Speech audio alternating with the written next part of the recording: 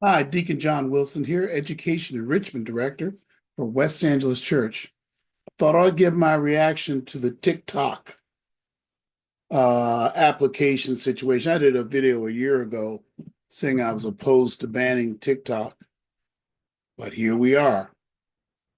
And a lot of you are getting, I think I'm using the right, well, let me just not use that term. Let me see, I was going to say disinformation, but a lot of you have the wrong and incorrect information about why we're at this point, especially my young people that are seeing this video, and it will be shown all over Instagram and ironically on Facebook and I'll be in Snapchat. I'll be in some places other than here with this video, but I can't be on TikTok because there is no TikTok.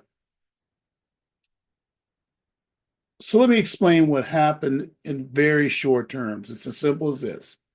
Around about the beginning of 2023, there was a Senate committee that came out with a finding that the Chinese, and showed data apparently to senators and congresspeople in a private classified meeting. Right there, I destroyed one myth. Some people say it was all the Supreme Court. That is so wrong. And I'm going to be sure that I clear it up. Some people are saying it's Trump's fault, Biden's fault. I'm going to try to get through this video without assigning blame. It is where we are. It was found by a Senate Intelligence Committee of some sort, or a committee on China, that they presented data that the Chinese have access to the personal data, likes, and preferences of 70 million Americans, most of which are children. And also they were through robots putting out fake videos and false videos, which I'm sure they did during the election as well.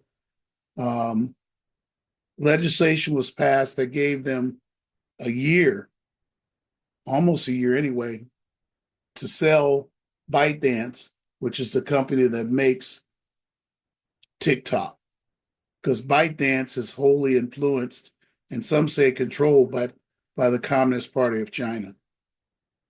Now, the people of China are wonderful. So anything I say here, when I say China, I don't mean the people. I would say I don't mean most of them. I mean the government. The government of China and the United States are adversaries. And the Chinese have proven to be sometimes untruthful adversaries. That's a subject of a different video on another channel. But the key thing is they were getting our information and using it to influence our behavior here in America. All right.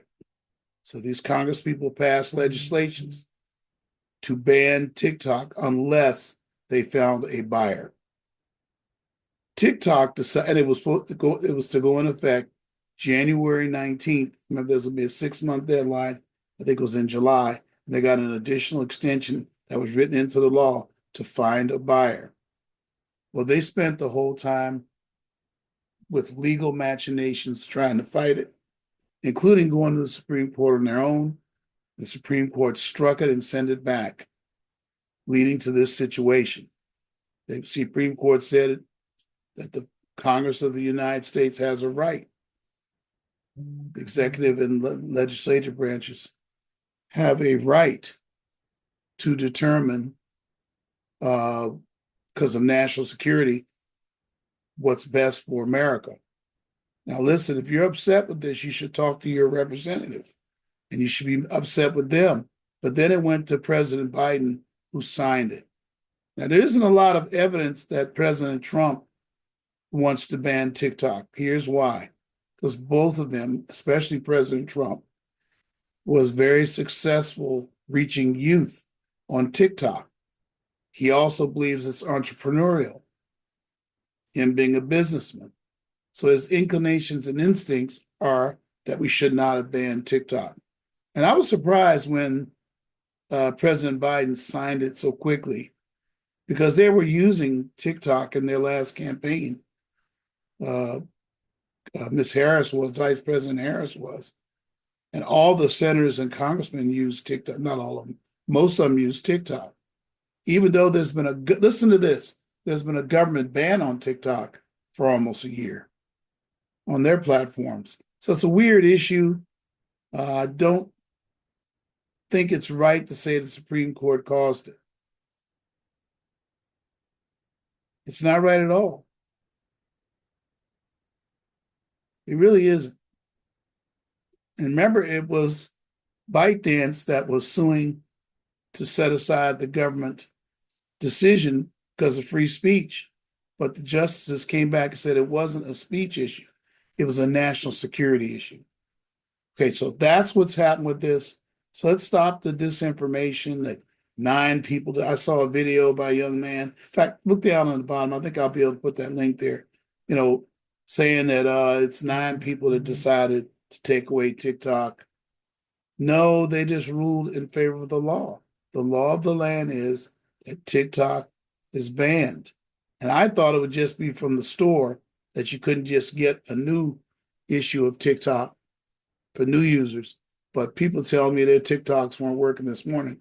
But then I'm getting signs that it's really working now, because I guess they believe that tomorrow, when the president is sworn in afterwards, he's going to sign an executive order in accordance with the law itself to delay the implementation. Why would he do that?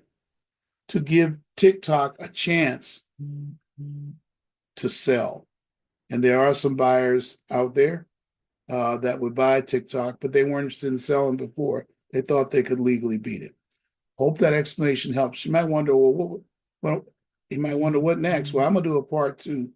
Parents, I'm going to talk to you about controlling social media apps being on your children's phones. It's our position that before 11th grade, students should not have smartphones. They should just be able to call you and text you. But since you might want to use smartphones, the next solution is to put parent guards and parent guard apps on the phone that cannot be easily disabled by your student.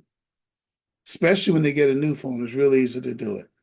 Now, I published a booklet on that, and in the next video, I'll have a link to that in the description block, as well as showing you some websites, a website where you can look at different software. So that's another issue that comes up, parents. Parents, we should not be dependent on the government in any way to make our kids safe or manage our kids. That's for us to do. And we're here. We're going to give you some tools to help you. Incidentally, we're also going to have in about a month a social media control meeting for youth and parents. It'll probably be I'm thinking it's going to be in February or March.